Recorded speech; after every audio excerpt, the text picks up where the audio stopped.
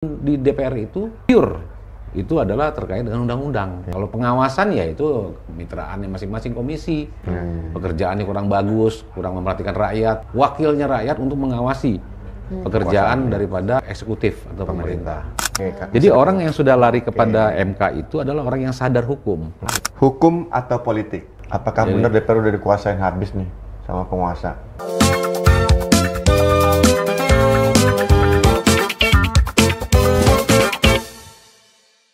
Kita tanya hal ringan, Pak. Tolong jawab dengan cepat aja. Ini atau ini, A atau B. Oke?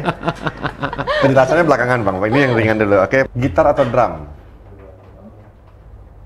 Drum. Drum, oke. Kau usah jelasin, Pak. Nanti, Bang Bob. Next-nya, lawyer atau DPR? Lawyer. Jawab cepat, Bang Bob. Iya. Kan coba datang. Oke. Next, sedan atau jeep? Jeep.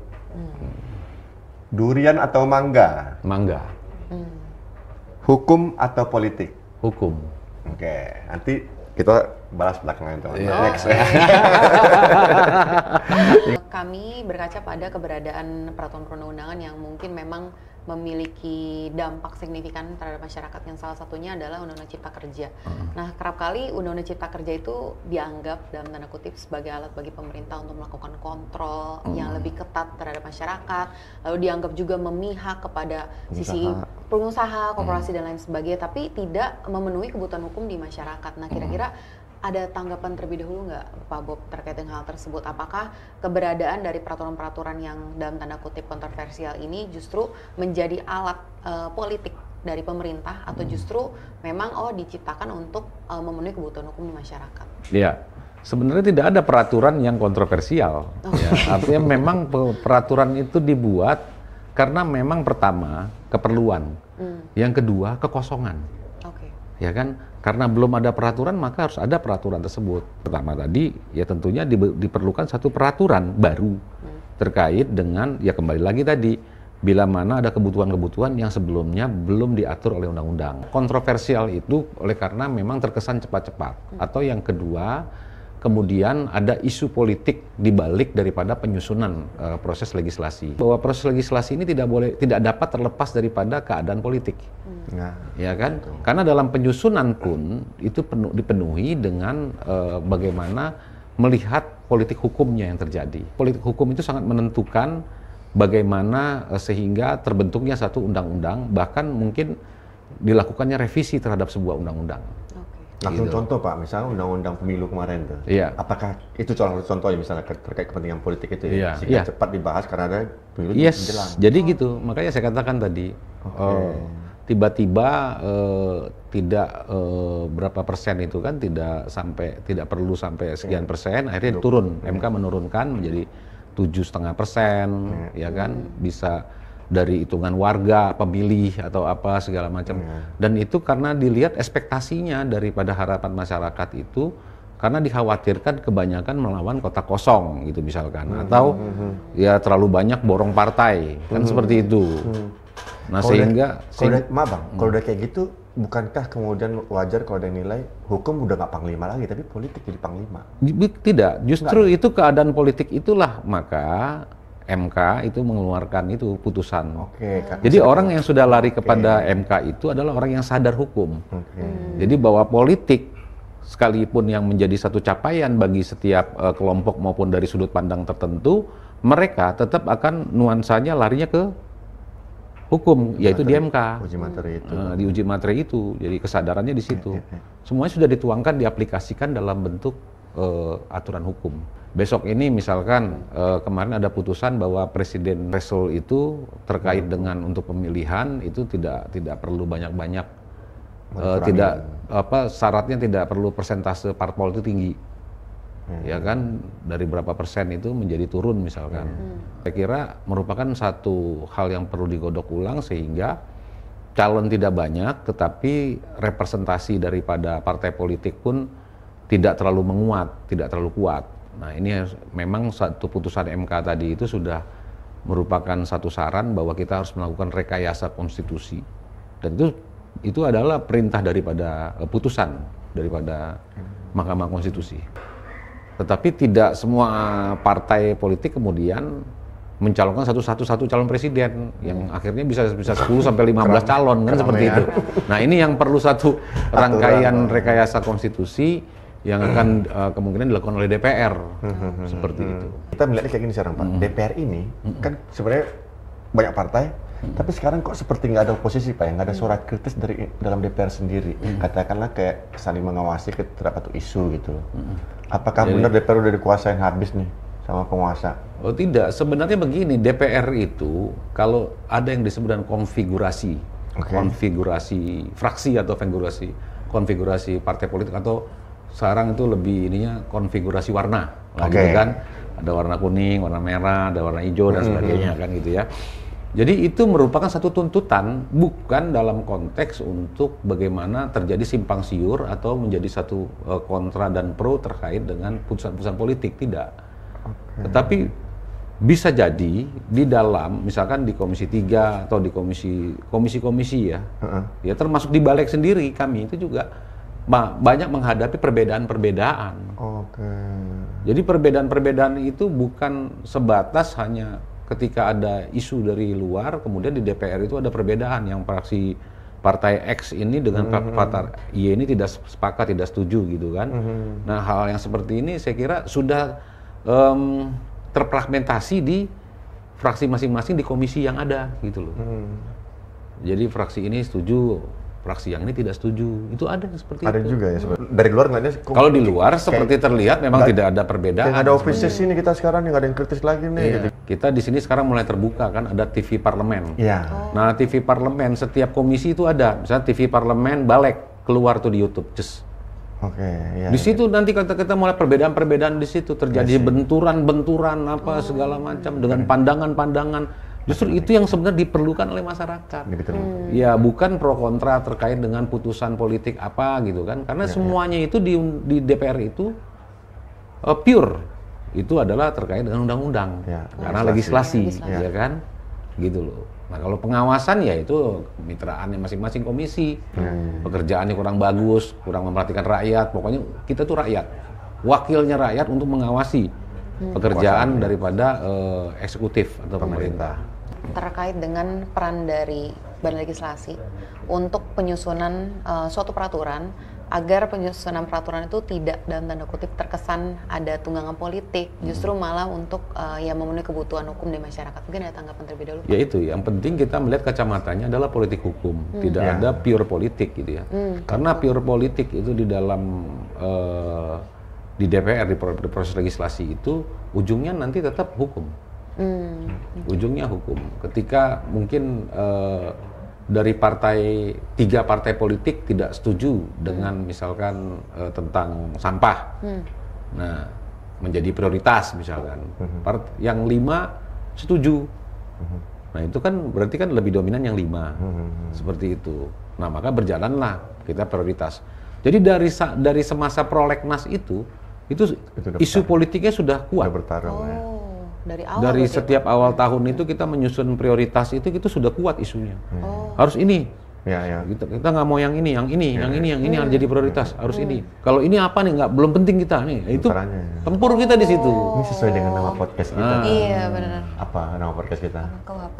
Kongko urusan hukum dan politik. Iya. Maksudnya KUHP Pak. Seperti itu. Podcast kita. Memangnya berkelindan di situ. Ya memang justru kami di Balik saya mau menyatakan seperti ini jujur ya bahwa di Balik ini suka tidak suka atau mau tidak mau itu kita harus negarawan, kita harus betul-betul memikirkan kepentingan negara, ya kan? Dan memang ada kepentingan kelompok yang kita akan bawakan, tetapi nanti akan melakukan satu titik temu atau pengkerucutan. Terpenting adalah kepentingan bangsa, seperti itu. Sekalipun ada kepentingan kelompok atau fraksi dan sebagainya, itu kita anggap sebagai konfigurasi, sehingga justru lebih mematangkan muatan materi, pasal-pasal atau undang-undang yang akan kita hasilkan. Gitu. Terkait dengan RUU dalam penyusunan rancangan undang-undang, pernah nggak sih Pak mengalami kayak ada RUU yang ditolak atau ya diterima langsung tanpa ada debat, dalam tanda kutip debat kusir lah antar di Balik ini. Kira-kira bisa diceritakan nggak Pak bagaimana mekanismenya terkait dengan hal tersebut? Ya, semua perjalanannya itu panjang ya, sebenarnya panjang sekali. Maka kalau dikatakan balik itu tempat produksi undang-undang yang cepat itu tidak benar, itu isu yang tidak benar. Tetapi kita lihat materinya apa yang menjadi penentuan undang-undangnya, ya kan?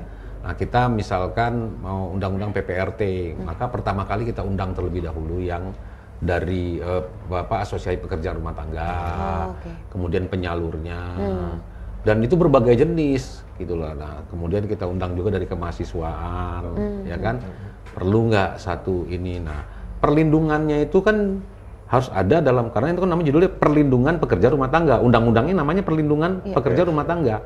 Kita harus melihat titik berat perlindungannya ada di mana. Tetapi kemudian pekerja rumah tangga ini adalah pekerja informal. Dia tidak mungkin bisa menembus kepada hukum atau hubungan industrialisasi antara pekerja dengan majikan dalam konteks undang-undang yang mengaturnya.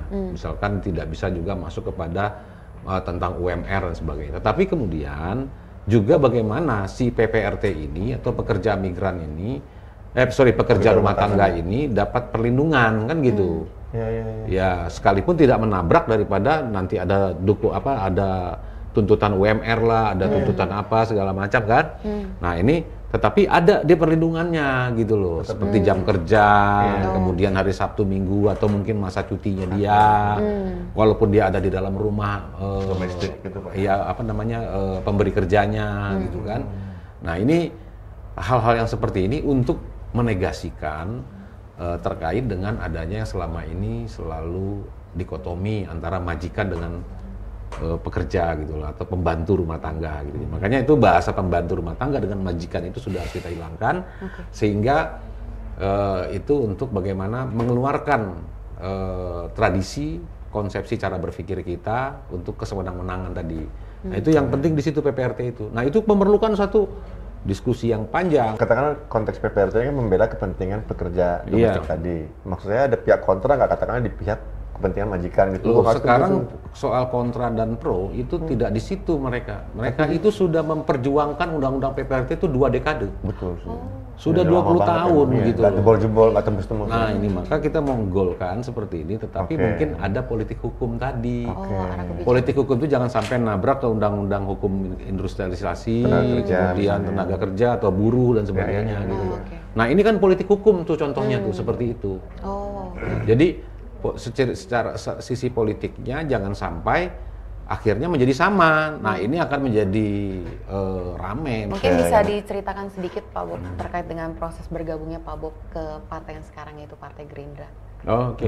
Iya, saya dari 2014 dulu. Intinya kalau saya itu di Pak Prabowo, kita mendukung Pak Prabowo. Ya. Sejak 2014 berarti Pak ya? 2014. Pilpres pertama itu ya, Pak Prabowo. Pilpres itu 2009 saya nggak ikut-ikutan Pilpres. Ya, masih Wapres. Cawapres waktu itu. Ya kan, akhirnya saya 2019 itu ikut mencalonkan diri menjadi calon legislatif di Dapil Lampung, tetapi alhamdulillah gagal. Alhamdulillah. Saya ulang lagi di tahun 2024. Jadi itu ada hikmahnya juga. Apa gitu. Hikmahnya? Gagal ya, 2019 gagalnya itu karena memang saya mungkin belum siap. Gitu, belum dari matang sisi gitu. Hal-hal yang bersifat apakah moral, material dan sebagainya itu sebenarnya belum siap. Berarti 2024 ini coba keduanya caleg Pak ya? Keduanya caleg baru saya bisa berhasil. Baru langsung jadi. Berarti nggak langsung ya 2019 seperti Iya. Jadi ya otomatis saya kan memang di Partai Gerindra, gitu loh. Pilihan saya karena itu partainya Pak Prabowo. Selain itu memang saya lihat dinamisasinya, demokratisasinya masih luar biasa energik dan baik. Ya saya kira partai lain juga demikian. Ya, tetapi sekali lagi mood saya, heart saya ada di Partai Gerindra. Ada di Partai Gerindra. Seperti kita ketahui bahwa Pak Bob ini menjalani profesi bukan hanya sebagai advokat dan ketua balik, tapi juga sebagai akademisi. Saya sebenarnya penasaran sih Pak, bagaimana Pak Bob itu membagi waktu antara menjalani kesibukan Pak Bob ini. Itu sih. Masih aktif semua nggak Pak? Tiga-tiganya itu? Iya masih kan? Tapi kalau di lawyer itu saya hanya kantor saya yang beroperasi karena masih banyak staf-staf lawyer yang lainnya yang tetap melaksanakan pekerjaannya. Dan kemudian kalau di akademisi ini kan memang ya sambil mengasah ilmu, sambil memperdalam ya kan, meng-up to date ya kan. Jadi posisinya ya berjalan karena kan sekarang juga ada metodologi online ya kan. Tetapi kan di DPR itu kan memang Senin sampai Kamis, terutama di balik itu, ketua balik itu udah seperti sekolah memang. Jadi jam 10 sampai jam 1 sampai jam 3, jam 4. Gitu. Mau tidak mau kita kan harus hadir di situ. Tetapi kalau hari Jumat, hari fraksi, biasanya itu kosong. Nah itu biasanya bisa kita isi untuk kegiatan-kegiatan lain. Seperti itu. Kan ada kewajiban juga Pak ya, cuti sebagai lawyer ketika jadi DPR ya? Iya memang cuti saya. Cuti? Jadi cuti. Teman-teman lain juga gitu yang lawyer-lawyer? Iya. Pasti ya? Iya. Jadi tapi kantornya masih aktif? masih ya, tetap aktif yang ya. bersangkutan. Kalau kantor saya itu memang sudah tidak aktif lagi sebagai Beracara. lawyer, tidak beracara, tidak aktif.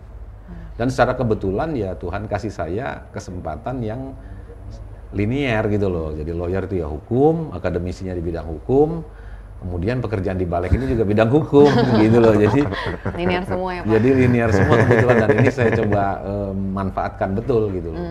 Pertanyaan pertama itu gitar atau drum? Pak Bang Bob tadi pilih drum ya? Iya. Lebih suka drum daripada gitar? Memang dulunya saya lebih suka gitar. Nah, kenapa ke drum?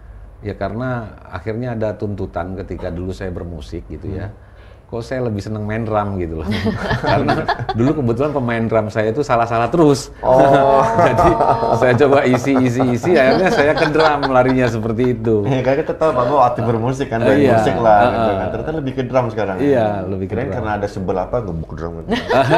Melampiaskannya di drum, kan kesel sama apa. Mungkin ada channel YouTube khusus Pak untuk atraksi atau kayak menyalurkan bakatnya. Saya belum ada ke situ, tetapi kemarin waktu kampanye itu memang saya dengan beberapa teman yang lama itu bikin musik apa lagu-lagu nasional gitu, lagu-lagu itu. Gitu. Ada sih di YouTube saya ada. Oh, itu. mungkin bisa di-share Nah, Pak? mau dipromosikan Iya, nggak Pak?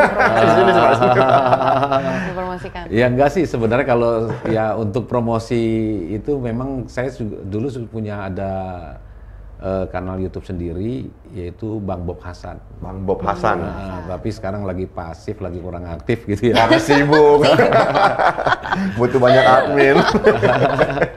Lumayan ya, udah lewat dari ini apa namanya, kalau yang sudah subscribe-nya 1000 tuh. 1000-an itu udah monetize, udah bisa Udah monetize sebenarnya, tapi nggak pernah di ini. Lawyer atau DPR, Bang Bob pilih apa tadi ya? Lawyer, karena Lawyer, ya? lawyer itu begini, karena kan kita sisinya memang setelah jadi DPR ini penting juga ya, untuk. Tetapi ketika kita memperjuangkan, kan hak-hak itu kan hak rakyat itu dalam konteks di luar pengawasan atau proses legislasi itu adalah kepentingan rakyat, itu ada di muatan materi undang-undang. Ya.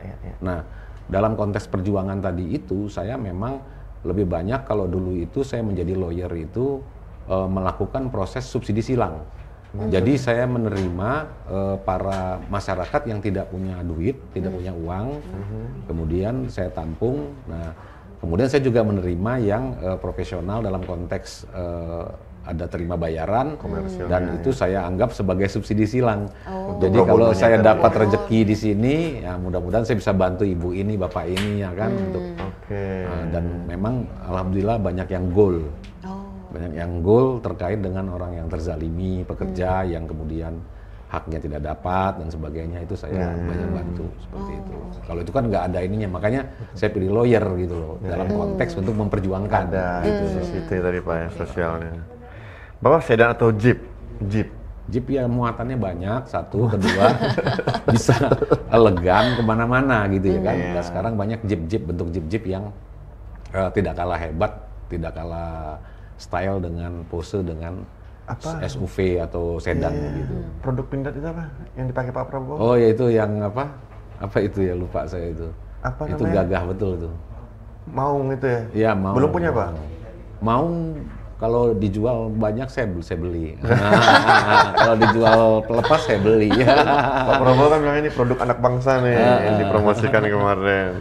Kemudian durian atau mangga? Ini kita surprise nih. Kenapa mangga Pak? Ya mangga kan, mangga vitaminnya banyak ya. Kalau durian, vitamin durian apa itu ya? Enggak di sini juga Pak. Maksud saya karena saya kira tadi sebagai sesama Sumatera Bapak akan milih durian nih. Iya, kalau durian itu mungkin di umur sekarang saya ini kolesterol itu. Lebih kepertimbangan itu ya. Kalau mangga sebanyak apapun kita makan aja gitu kan. Iya sih, lebih aman. Iya.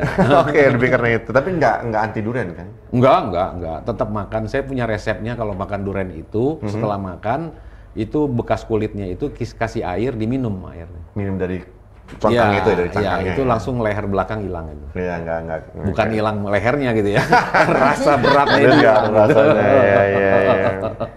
Hukum hukum atau atau politik? Ya, di dalam hukum itu ada politik hukum. Betul. Artinya kita juga akan banyak belajar bagaimana berdirinya atau terbentuknya satu peraturan hukum tadi itu akibat daripada peristiwa-peristiwa politik. Apa yang dimaksud dengan peristiwa hukum? Peristiwa hukum adalah adanya satu peristiwa kejadian politik yang kemudian merubah aral, merubah satu langkah aturan-aturan yang ada sebelumnya. Nah, itulah yang penyebabnya, maka tidak lepas kalau kita bicara hukum, maka kita juga akan menguasai politik secara umum. Ya. Dan ya, otomatis akan menjadi secara khusus ya kita akan dalami itu keadaan apa sebenarnya politik 98, Betul. 65 ya kan, kemudian 2008, kemudian apa yang terjadi 2025 ini seperti itu. Itu sangat mempengaruhi ya, dinamisasi itu akan mempengaruhi sehingga timbulnya aturan hukum yang ada. Kita lagi masuk masa sidang nih Pak. Kasih bocoran RUU terdekat yang bakal jadi dalam masa sidang berikutnya bakal. Ya kalau yang terdekat ini tadi P2MI, PPRT, kemudian perkoperasian, kemudian statistik. Oh, okay. Dan ini memang sudah menjadi prioritas dari Balek. Oke. Oh, oke. Gitu. Berarti Kan 3 yang politik tadi, yang hukum tadi Jaksaan, Kuhap dan polisi mungkin masih di itu di komisi 3. di Komisi komisi nanti. tiga. Oh ini Balek Itu konteksnya di komisi Balek. 3 ya. Maksud saya di DPR secara keseluruhan Pak. Iya, yang kita sedang ditunggu-tunggu itu adalah Kuhap. Kuhap kan, Iya. karena dalam Ya. 2026 Tetapi ini kan. tidak kalah penting statistik, tidak kalah penting PPRT. Pada akhirnya semua penting. Iya kan? Benar sih, Pak. Itu jadi memang tidak kalah penting semua semua. itu. Nah, jadi mudah-mudahan dalam pertengahan tahun ini kita bisa menuntaskan kurang lebih 5 atau sampai 6 undang-undang. Tuntas itu untuk maksud di sampai Balek. ketok Pak? Sampai ketok, sampai diundangkan. Diundangkan. Nah, seperti itu. Karena kemarin kan Minerba, Ya. terus ada juga apa tata tertib, ada juga undang-undang DKJ dan lain-lain. Terkait dengan undang-undang migas sendiri, kira-kira ada tendensi untuk diubah dalam waktu dekat atau justru malah bukan jadi prioritas itu ya Pak? Ini justru, nah ini yang seperti ini kita nggak tahu tiba-tiba Mbak. Nanti toto muncul nih kita revisi undang-undang migas. Karena kan oke. banyak kejadian-kejadian, nah ini adalah peristiwa politik, ya kan? Mempengaruhi Banyak legislasi. kejadian yang harus akhirnya dirubah, Ya. gitu loh segera. Karena apa? Sebenarnya keputusan MK itu tahun 2012 tentang migas. Ya. Tentang migas. Nah, kenapa yang hari ini memang SKK migas itu berada di bawah ISDM ya kan? Nah, benar. seperti itu. Mungkin diperlukan satu ISDM itu kan sumber daya mineral kan gitu kan. Nah, migas itu kan minyak dan gas. Nah, ini kan karena apa? Di balik mineral batu bara, kemudian di balik minyak atau di balik gas itu kan ada renewable atau ada yang dapat baru dan terbarukan. Betul. Nah, hal ini kan perlu satu fungsi yang betul-betul secara fokus. Ya, Mengatur itu. secara fokus kita bisa ungkap sehingga dapat tercapailah harapan keadilan di dalam sisi-sisi pengelolaan baik itu minyak dan gas. Jadi kalau minyak dan gas ini diperlukan satu kontrol langsung dari presiden atau satu lembaga yang setingkat dengan kementerian untuk memimpin terkait dengan sumber daya minyak dan gas. Oke. Kan Minerba sudah, ISDM. Demikianlah sesi diskusi podcast KUHP Hukum Online pada hari ini. Mohon maaf apabila terdapat kesalahan selama diskusi berlangsung. Sekali lagi saya ingin mengucapkan terima kasih pada Pak Bob Ya, atas sukses, waktu sama-sama. dan Terima kasih. kesediaannya untuk menjadi narasumber dalam Siap. podcast KUHP Siap. Hukum Online Terima pada hari kasih, ini. terima kasih. Oke, sampai jumpa di podcast KUHP. berikutnya. Salam.